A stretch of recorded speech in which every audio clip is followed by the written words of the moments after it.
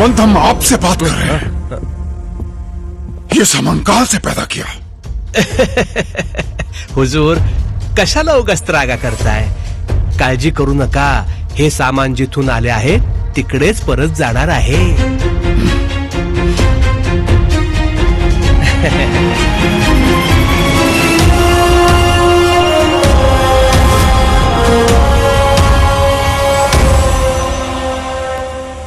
राज,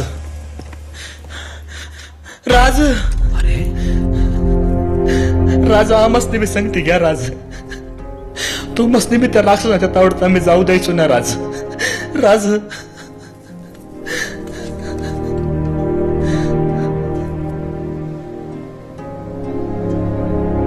माझ्या जीवीच्या जीवलगांनो, तुमची माया, आमच्या बद्दलची तुमच्या काळजातली तळमळ आम्हाला कळते.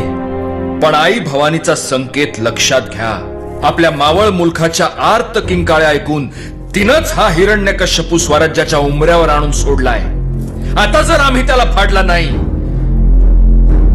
तर नियती आम्हाला हसेल आणि इतिहासात आमची नोंद करंटा म्हणून होईल. असं झालं तर ते चालेल का तुम्हाला? नाही महाराज, तुम्हाला करंटा म्हणणाऱ्याची जीभ झडून जाईल.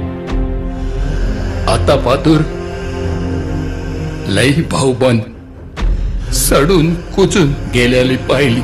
लेकी सुनांची आबरू चव्हाट्यावर आलेली पाहिली. पर आता पातशाही वरवंट्याच्या ठिकऱ्या उडवणारा शिवशंकर तुमच्या रूपानं आमच्या मंदी आलाय. तुम्हाला कधीच अपयश येणार नाही महाराज.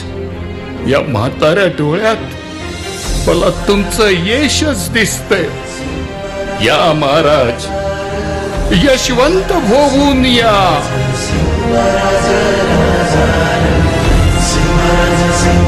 सवंगड्यांनो, येतो.